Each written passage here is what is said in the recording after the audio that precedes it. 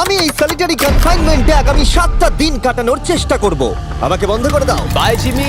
আশা করব আমি পাগল হয়ে যাব না। আগামী 7টা দিন আমি এই সাউন্ড প্রুফ হোয়াইট রুমে কোনো হিউম্যান কন্ট্যাক্ট এবং কোনো বিনোদন ছাড়াই কাটাবো।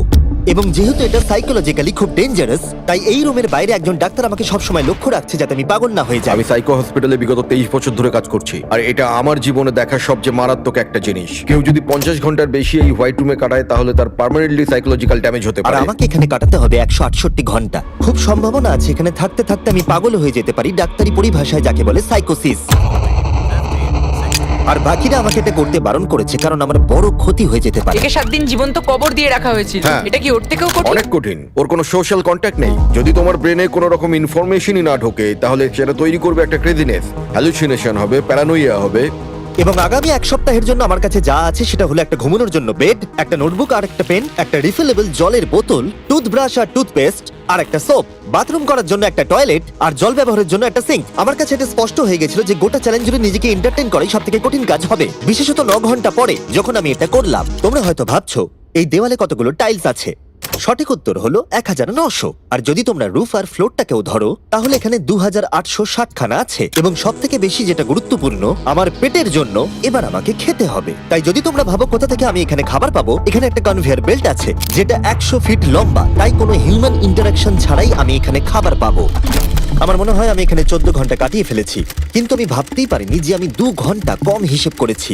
এবং এই চ্যালেঞ্জের সব থেকে খারাপ বিষয় হলো এখনো পর্যন্ত আমাকে কেউ খেতে দেয়নি। এবং সৌভাগ্যবশত এখানে আসার আগে আমি পেট ভরে খেয়ে এসেছিলাম। কিন্তু এটা খুব ভালো হবে যদি কেউ আমাকে তাড়াতাড়ি কিছু খেতে দেয়। খিদে পেয়েছে, আমার খিদে পেয়েছে।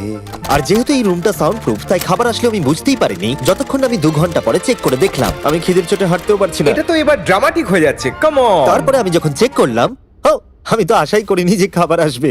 এটা কিন্তু দারুণ খেতে। এটা ঠান্ডার শুকনো নয়, তবু এটা খেয়ে আমি বলবো যে এটা কিন্তু দারুণ খেতে। এই সলিটারি কনফাইনমেন্ট সেটটা পুরো মেটাল চেন দিয়ে বাঁধা আছে, আর যদি এখানে আগুন ধরে যায় তাহলে ওরা আসার আগেই সম্ভবত আমি পুড়ে মরে যাব। যাই হোক, এটা না ভেবে আমি বরং অন্য কিছু ভাবি। আর পরের কয়েক ঘন্টা আমি নিজেকে যতটা সম্ভব বিনোদনে রাখবার চেষ্টা করে গেলাম। এটা তো দারুণ ছিল। ওর কাছে কিচ্ছু নেই আর ওর করার মতনও কিচ্ছু নেই, কিন্তু যদি এটা প্রাথমিক উদ্দীপনার জন্য করে থাকে তাহলে আমার মনে হয় যে 7 দিনও হয়তো এখানে কাটাতে পারবে। এটা দারুণ ব্যাপার, যখন তুমি একটা মানুষের কাছ থেকে সবকিছু সরিয়ে নাও তখন একটা সাধারণ মেটাল প্লেট একটা আইফোনের মতোই মজা দেয়। ও এত বোর হচ্ছে যে ওর এখন উল্টোপাল্টা জিনিস করতে ইচ্ছে করছে। এটা কিন্তু একটা খুবই অমানবিক অভিজ্ঞতা।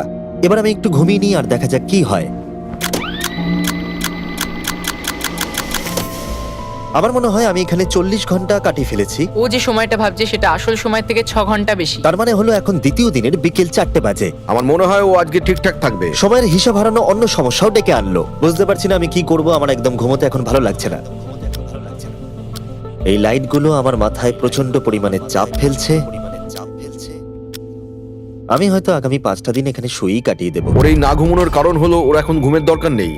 ও ঘুমোতে চায় কারণ যাতে সময় তাড়াতাড়ি কেটে যায়, কিন্তু ওর যেটা করার তা হলো ওর জাগার পর এমন কিছু করা যাতে ওর মনোযোগটা অন্যদিকে থাকে। ও তো দেওয়ালে উঠছে। এটা হলো মানুষের মুক্তির জন্য একটা স্বাভাবিক প্রতিক্রিয়া। সে তার প্রাথমিক প্রবৃত্তির দিকেই এগোচ্ছে। আমি কেন তখন ভেবেছিলাম 4টে বাজে? আমার কি এটা 9টা ভাবা উচিত ছিল না? আর যখন আমি দিনের প্রথম খাবারটা খেলাম তখন আসলে বিকেল 4:30 বাজে। সত্যি বলতে খাবারটাকে দেখতে দারুণ লাগছে, কিন্তু এটা খুবই ঠান্ডা। বাকিটা খাবার থেকে বরং আমি না খেয়েই থাকবো। তাই আর আজকে শুধু 2 নম্বর দিন। আমি বুঝতে পারছি না আমি কি করব। দেখা যাক আমি কতক্ষণ অবধি গুনতে পারি। 1 2 3 একে দেখে পাগল মনে হচ্ছে, তাই না? 5 6 5 5 6 6 5 6 কিন্তু যখন তোমরা এরকম সিচুয়েশনে পড়বে যেখানে তোমাদের কিছুই করার থাকবে না, 999 তখন ভেতর থেকেই আসলে এইগুলো হতে থাকবে। 1000। এরকমই চলবে আর ও এরকম উল্টোপাল্টা জিনিস করতে থাকবে।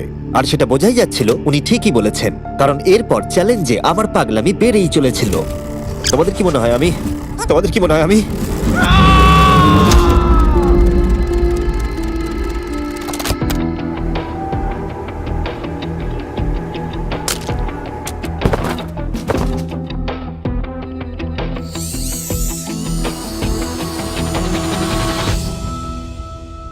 আর আমার যেটা স্ট্র্যাটেজি ছিল যে এই চ্যালেঞ্জে আমি বেশিরভাগ সময়টা ঘুমিয়ে কাটিয়ে দেব, সেটা আমাকে অন্য সমস্যায় এনে ফেলে দিল।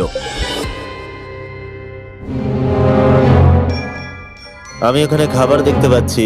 এটা তো একদম ভিজে আর ঠান্ডাও। কতক্ষণ ধরে এটা এখানে পড়ে আছে? খাবারটা প্রায় 7 ঘন্টা ধরে ওখানে পড়ে আছে। উয়াহ, এই আইসক্রিমটা যে খাবে তাকে আমি সবকিছু দিতে পারি। উয়াহ, আমার মনে হয় যতটুকু খাবার আমি খেয়ে ফেলেছি, কিন্তু আবার আমার খিদে পেয়ে গেছে। নর্মালি আমি একসাথে অনেকগুলো ভিডিওর কাজ করে থাকি, তাই সবসময় আমার উপরে বেশ চাপ থাকে, কিন্তু এখন এই মুহূর্তে আমার সেরকম কোনো চাপ মনেই হচ্ছে না। কিন্তু আমার মাথায় অনেক কিছুই ঘুরছে। যেহেতু আমি এখানে একেবারেই একলা, তাই আমি বাইরের জগৎকে প্রতি মুহূর্তে মিস করে চলেছি। এটা সম্পূর্ণ একটা আলাদা অনুভূতি যাতে আমি অভ্যস্ত হয়ে উঠছি। এটা বোঝানো খুবই কঠিন যে কিচ্ছু করার না থাকলে কি মনে হতে পারে। আমি আবার খুব বোর হতে শুরু করে দিয়েছি। ও সত্যি বলতে আমার মাথার উপরে খুব চাপ পড়ছে এবার। আমার বোর লাগছে, বাঁচাও। আমি এখনো 168 ঘন্টার কাছাকাছিও পৌঁছতে পারিনি, তাই যখন 65 ঘন্টা হলো আমি এটা করতে শুরু করলাম। হাতের উপরে আমি দাঁড়াতে পারবো?